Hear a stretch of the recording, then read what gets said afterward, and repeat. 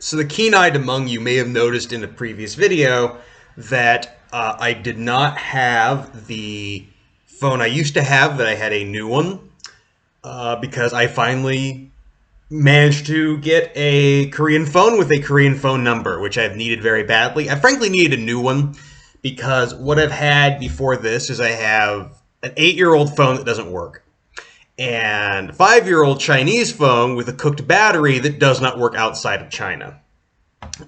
Now, getting this by itself, not particularly interesting. It's actually pretty mundane.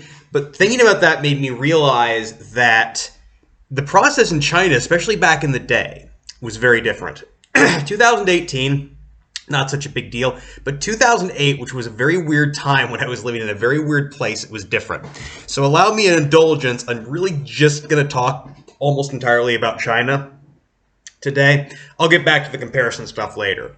So when I got this, it's very simple. I went into the place, picked the phone out, and did the contract stuff, and then left. In China, what I did in 2008, because you have to realize something about China and SIM cards. If you've ever owned a Chinese-made cell phone, you'll know it's very, very common for them to have 2 SIM card slots.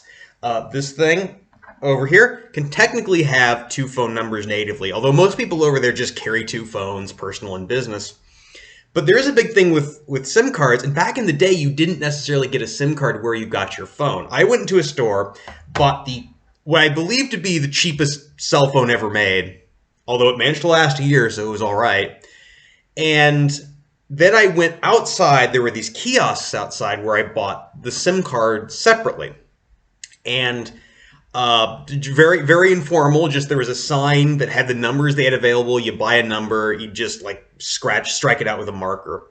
And the one I got cost me 50 kwai, which is about $7 or $8. Now, the numbers actually cost different depending on what the number is, and a lot of it has to do with auspicious numbers.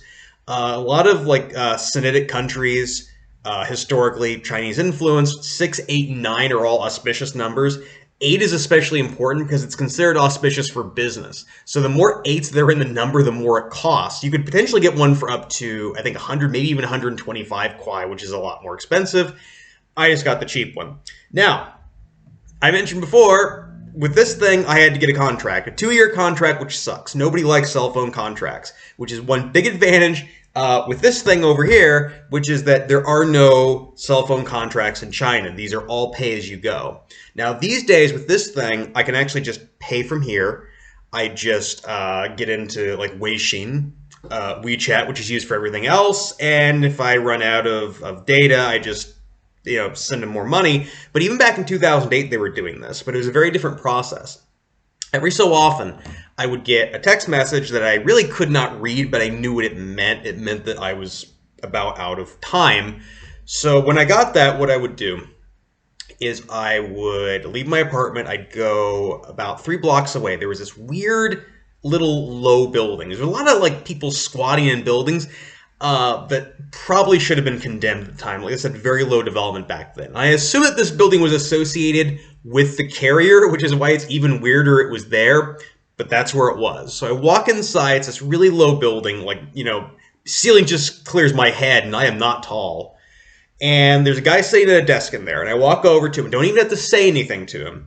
I hand him my phone. I give him 50 kwai. He takes them both. He's gone for a minute, and then when he comes back, I'm good for another month.